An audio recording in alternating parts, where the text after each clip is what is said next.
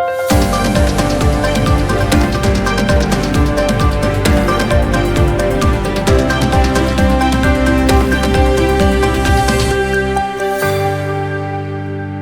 मी अनुष्का. शंखनाद न्यूज चॅनलच्या मराठी बातमीपत्रात आपल्या सर्वांचं परत एकदा स्वागत करते. बघूया आजच्या काही मराठी ठळक बातम्या. 20 तारखेला मी याबाबत प्रेस घेणार आहे. छगन भुजबळ आणि आरक्षण यावर काय बोलायचे आहे ते ठरवले आहे. सगळ्या समाजाला मी विनंती करतोय, माझ्या सहित नेत्यांच्या बोलण्याकडे लक्ष देऊ नका, असे आवाहन बच्चू कडू यांनी केले आहे. आता निवडणुका आहेत, धर्म आणि जातीची लढाई पाहतो आहे. हक्काची लढाई मागे राहत असून जेणेकरून एका ताटात जेवणारे लोक ताट हिसकावू लागले आहे. कापसाचे आणि कांद्याचे भाव पडले असून कापूस विकावा की नाही असे शेतकरी फोन करून विचारत आहे.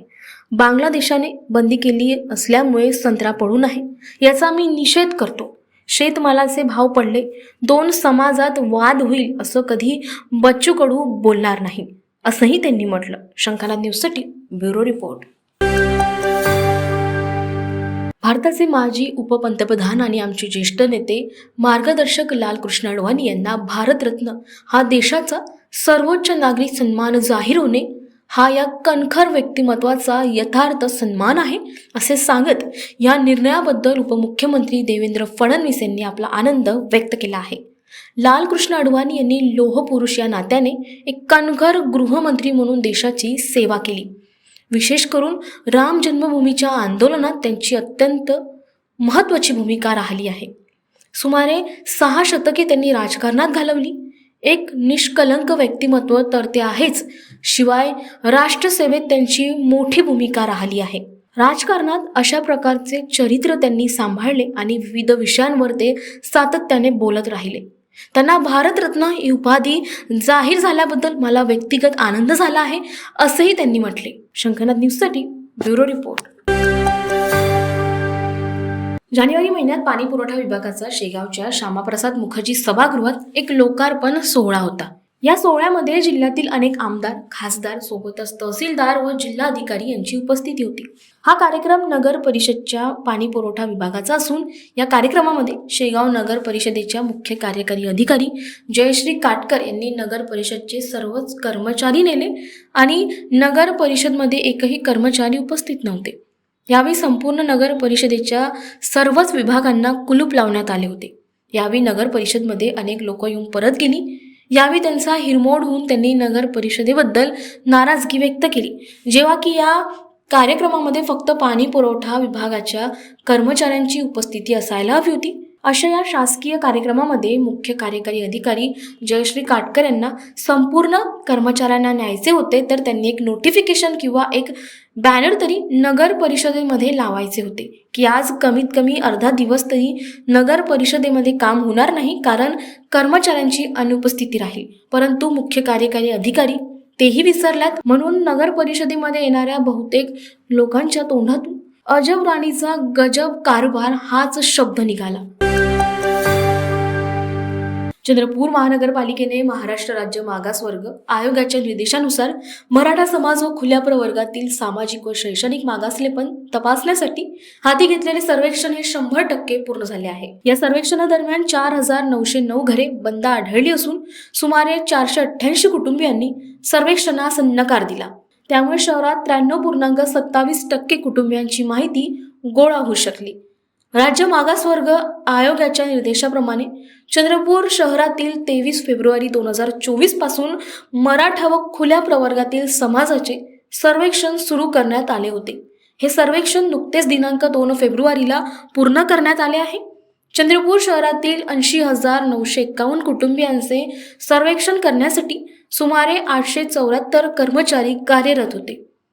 या सर्वेक्षणाचे मुख्य उद्दिष्ट गाठून 3 फेब्रुवारी 2024 रोजी चंद्रपूर मराठा व खुल्या प्रवर्गातील समाजाचे सर्वेक्षणाचे काम पूर्ण करण्यात आले, अशी माहिती महानगरपालिका उपायुक्त अशोक गराटे यांनी दिली आहे. शंखनाद न्यूजसाठी ब्युरो रिपोर्ट.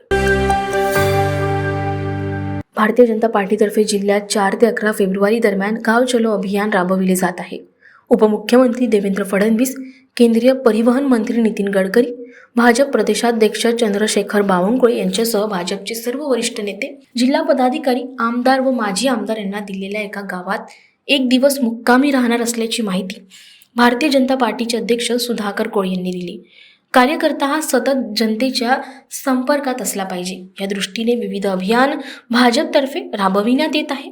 प्रत्येक मतदातापर्यंत मोदी सरकारचे मागच्या 10 वर्षातील कामं, जाहीरनाम्यातील आश्वासनाची केलेली पूर्ती, विकसित भारताचा संकल्प सांगणाऱ्या यंदाच्या अंतरिम अर्थसंकल्पनेतील ठळक तरतुदी, ही सर्व माहिती पोहोचविण्याच्या उद्देशाने गाव चलो अभियान ही मोहीम हाती घेण्यात आली आहे. उपमुख्यमंत्री देवेंद्र फडणवीस हे नागपूर जिल्ह्यातील पारडसिंगा, केंद्रीय मंत्री नितीन गडकरी हे नागपूर जिल्ह्यातील धापेवाडा इथे असणार आहे. शहरी भागात वाढ न्याय हे अभियान राबविले जाईल. जिल्हा अध्यक्ष सुधाकर कोळे उमरगाव आणि खापा येथे सहभागी होणार आहे. या अभियानाअंतर्गत जिल्ह्यातील 1500 गावांमध्ये शहरी भागातील वाढ अशा 2000 क्षेत्रामध्ये भाजपचे 1000 प्रवासी नेते प्रत्येक मतदातापर्यंत पोहोचणार आहे. पक्षाचे आजी माजी आमदार, जिल्हा परिषदेचे सदस्य यांच्यासोबत सर्व नेते मंडळी जिल्ह्यातील प्रत्येक क्षेत्रामध्ये प्रवास करतील व त्यांना 1000 सुपर वॉरियर्सचे देखील सहकार्य मिळेल. शंखनाद न्यूजसाठी ब्युरो रिपोर्ट. 22 तारखेच्या कार्यक्रमाचा याचा काही संबंध नाही. पहिली गोष्ट तर 22 तारीख तर जगाने दिवाळी मनवली. या देशातल्या सगळ्या इथं तर पक्षभेद विसरून प्रत्येक नागरिकांनी, बंधू भगिनी, लहान मोठ्यांनी प्रचंड उत्साहामध्ये 22 तारखेमध्ये रामलल्लाच्या आगमनाचं जे स्वागत झाल्याची तयारी झाली, ती माझ्या म्हणा की आपल्या सर्वांच्या आयुष्यात कधी न पाहता येणारी दिवाळी आपल्याला पाहता आली. त्याचा आणि याचा संबंध नाही. आमचे परिवार प्रमुख, या देशाचे नेते, पंतप्रधान आदरणीय नरेंद्रभाई मोदी यांचं नेहमीच सांगणं असतं की कार्यकर्ता हा थेट मतदाराशी, जनतेशी सतत संपर्कात असला पाहिजे. आणि म्हणून या अभियानाअंतर्गत जो पदाधिकारी कार्यकर्ता जाणार आहे त्या गावातल्या मतदाराशी भेटणे, संपर्क करणे, केंद्र आणि राज्याच्या आलेल्या इतक्या सगळ्या योजना आहेत, या योजना त्यांच्यापर्यंत पोहोचल्या का, काही अडीअडचणी आहे का, ते बूथ आम्हाला 51% कसं नेता येईल इत्यादी सगळ्या गोष्टी. त्यामध्ये एखाद्या मानवाईक व्यक्तीची भेट घेता येईल का, एखादा राष्ट्रीय पुरस्कार प्राप्त खेळाडू असेल आणि तिथं कोणी जात नाही हो, तर आमचा भाजपचा कार्यकर्ता मोदींजींचा एक विनंती किंवा मोदींजींचा सन्मान घेऊन त्यांच्यापर्यंत पोहोचणार आहे. हा एक अनोखा मतदार राजा जनतेशी भाजपच्या कार्यकर्त्यांनी सातत्याने संपर्कात राहावं असं जे मोदीजी सांगतात, त्यातला हा एक भाग आहे. आणि हे काम करताना मोदींजींच्या आदेशानुसार त्यांच्या मनातील भावना आमचा कार्यकर्ता पूर्ण करतो, याचा आम्हाला एक मोठा आनंद आहे. 2 विशेष गाव आहेत, त्याच्या मागलं कुठलंही विशेष कारण नाही. देवेंद्रजींनी विचारलं, त्यांनी सांगितलं ठीक आहे मी पारडसिंगाला थांबेन.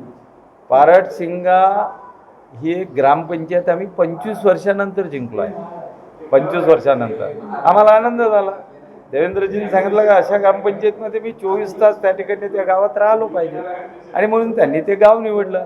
आज नितीनजी 200 कोटीचे कामं धापेवाड्याला करत आहे, विदर्भाची पंढरी आहे. आणि त्यामुळे त्यांनी ठरवलं की मी त्या धापेवाड्याला राहील.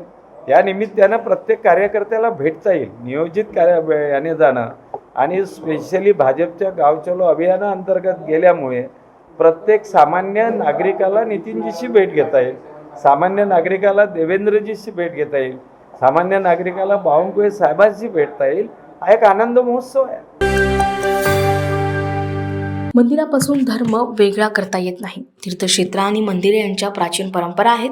हिंदूंना आध्यात्मिक बळ देणारी भारतीय मंदिरे आज धर्मविहीन सेक्युलर शासनतंत्रामुळे धोक्यात आली आहे. आपल्याला मिळालेला हा दैवी वारसा जपणे, त्यांचे संवर्धन आणि रक्षण करणे, मंदिरातील परंपरागत पूजाविधी पुन्हा चालू होणे आवश्यक असल्यावर महाराष्ट्र मंदिर व्यास अधिवेशन यावर भर देतो. मंदिरातील पैसा धर्मकार्याव्यतिरिक्त अन्य ठिकाणी वापरला जात आहे. मंदिराचे रक्षण, जतन, संवर्धन करण्यासाठी आणि मंदिराचे विश्वस्त संघटन मजबूत होण्यासाठी हिंदू जनजागृती समिती, महाराष्ट्र मंदिर महासंघ, श्रीराम मंदिर रामनगर, श्री गणेश मंदिर टेकडी, श्री गुरु बृहस्पती मंदिर यांच्या संयुक्त विद्यमानाने 4 फेब्रुवारी रोजी नागपुरातील श्रीराम सभागृह रामनगर येथे महाराष्ट्र मंदिर व्यास अधिवेशनाचे आयोजन करण्यात आले. यावेळी महाराष्ट्र मंदिर महासंघाचे नागपूर जिल्हा निमंत्रक दिलीप कुकडे, नागपूर तसेच विदर्भाच्या अन्य जिल्ह्यातून 250हून अधिक निमंत्रक, मंदिराचे विश्वस्त प्रतिनिधी, पुरोहित, मंदिराच्या रक्षणासाठी लढा देणारे अधिवक्ते, अभ्यासक प्रामुख्याने उपस्थित होते. प्रामुख्याने महाराष्ट्र मंदिर महासंघाचे समन्वयक सुनील धनवट, प्रदीप तेंडुलकर अध्यक्ष, जीवनदानी माता मंदिर, गुरुकृपा सेवा आश्रम, बेलतरोडी आदी मान्यवर उपस्थित होते. यावेळी सुनील धनवट, समन्वयक महाराष्ट्र मंदिर महासंघ, दिलीप कुकडे, नागपूर जिल्हा निमंत्रक महाराष्ट्र मंदिर महासंघ आणि अध्यक्ष संकटमोचन पंचमुखी हनुमान मंदिर बेल्लोरी, अधिवक्ता ललित सखदेव, विश्वस्त प्राचीन शिवमंदिर मानकापूर, महादेवराव दमाहे, उपाध्यक्ष हिलटॉप दुर्गा माता मंदिर, प्रदीप पांडे गुरुजी, प्रमुख पुजारी हिलटॉप दुर्गा माता मंदिर प्रामुख्याने उपस्थित होते. अधिवेशनात विविध विषयावर वक्त्यांचे मार्गदर्शन तसेच मंदिराशी निगडीत विविध विषयांवर चर्चासत्रे झाली. यामध्ये मंदिरे सनातन धर्म प्रचाराची केंद्रे बनवणे, मंदिरे सरकारी मुक्त करणे, मंदिराच्या भूमीवर अतिक्रमण आणि मंदिरे बळकावणे यावर उपाय, मंदिरे आणि तीर्थक्षेत्रे यांच्या परिसरात मद्यमास बंदी, दुर्लक्षित मंदिरांचा जीर्णोद्धार आदी विषयांवर चर्चा करण्यात आली. जळगाव येथे पहिल्या महाराष्ट्र मंदिर व्यास परिषदेत महाराष्ट्र मंदिर महासंघाची स्थापना करण्यात आली. दुसरी राज्यस्तरीय परिषद ओझर अष्टविनायक येथे घेण्यात आली. महाराष्ट्र मंदिर महासंघाच्या माध्यमातून राज्यात केवळ 6 महिन्यात 414हून अधिक मंदिरामध्ये वस्त्रसंहिता लागू करण्यात आली. हे विशेष. शंखनाद न्यूजसाठी ब्युरो रिपोर्ट. नमस्कार, मी ॲडव्होकेट रमण सेनाड, लोकजागृती मोर्चातर्फे बोलतो. मठमंदिरांचं एकत्रीकरण आणि सगळे आपले जे ऊर्जा केंद्र आहे या समाजाचे, या हिंदू राष्ट्राचे जे ऊर्जा केंद्र आहे म्हणजे मंदिरं, त्यांच्यावरती होणारा सरकारी आघात, तिथल्या होणाऱ्या पैशांचा सरकारद्वारे दुरुपयोग या सगळ्याला रोखण्याकरता आणि त्या ऊर्जा केंद्राच्या माध्यमातून समाजामध्ये एक चांगला मॅसेज जाण्याकरता सर्व मंदिरांचं एकत्रित येणं हे फार गरजेचं आहे. त्या दृष्टीने आजची ही जी सभा आहे ही अतिशय संयुक्तिक आणि आवश्यक आहे असं मला वाटतं. या माध्यमातून निश्चितच समाजामध्ये एक चांगलं कार्य आणि चांगला मॅसेज जाईल असं मला वाटतं. मैं राम नारायण मिश्र, यहाँ के बृहस्पति मंदिर का विश्वस्त, जय महाकाली सेवा मंडल महाकाली मंदिर का विश्वस्त. अभी जैसा मेरे से प्रश्न किया गया कि वस्त्र संहिता, इसका सबसे बड़ा ज्वलंत उदाहरण नागपुर ही है. नागपुर में ही वस्त्र संहिता की शुरुआत हुई और आज ये मंदिर न्यास परिषद का गठन क्यों हुआ? कहीं न कहीं जो मंदिर सरकारीकरण के अंतर्गत आते हैं उसमें व्याप्त भ्रष्टाचार अपनी चरम सीमा पर पहुंच गया है और उसको रोकने के लिए कोई ऐसा अभी तक ऐसा फोरम नहीं बना था जिसके माध्यम से उन पर अंकुश लगाया जा सके. हिंदू जन जागृति समिति के माध्यम से ये पुनीत कार्य करने का बीड़ा संस्था के लोगों ने उठाया. आज उसी की परिणति है जो यहाँ ये अधिवेशन ये हो रहा है. इसका दूरगामी परिणाम निश्चित तौर पर बहुत अच्छा होगा क्योंकि ये आवश्यकता है, आज के समय की बहुत बड़ी ज़रूरत है. लोगों में जागरूक होने की नितांत आवश्यकता है. मंदिर हमारी केवल श्रद्धा का ही स्थान नहीं है, हमारी ऊर्जा का भी बहुत बड़ा स्रोत है. हमारी सनातन संस्कृति की बहुत बड़ी धरोहर है मंदिर, और मंदिर के प्रति ही सरकार की जो उपेक्षापूर्ण नीति रही है अब तक, वो निश्चित तौर पर हमारे हिंदू सनातन धर्म के लिए बड़ी घातक रही है. अब समय आ गया है, हम लोगों को चेतना है, समझना है, जानना है और उग्रता के साथ, मैं तो कहूँगा उग्रता के साथ निश्चित तौर पर इसका प्रतिसाद करना है और इस विषय में जागरूक होकर के हमें आगे बढ़ना चाहिए. हमारे हिंदू सनातन के जितने भी लोग हैं जो इसके अनुयायी हैं, अब उनको समझने की नितांत आवश्यकता है. एक छोटा सा प्रकाशिकीय कार्यक्रम आज इस अधिवेशन के माध्यम से हम लोगों ने यहाँ पर किया है. इसका निश्चित तौर पर परिणाम बहुत दूरगामी होगा, इसमें कोई दो राय नहीं है. दुर्दैवी का यह है कि कहा जाए कि वक्फ बोर्ड कौन है. हम हिंदुस्तान में रहते हैं और हिंदुस्तान में वक्फ बोर्ड ये पूरी ज़मीन हथिया रहा है. ये तो बहुत दुर्भाग्य की बात है ना. हम हिंदुस्तान में रहते, हिंदुओं को उतना अधिकार नहीं है, उससे ज़्यादा अगर सरकार इनको अधिकार दे रही तो उस पर बिना लड़ाई के तो ये मानेंगे नहीं और हमको दृढ़ संकल्प के साथ लड़ना होगा.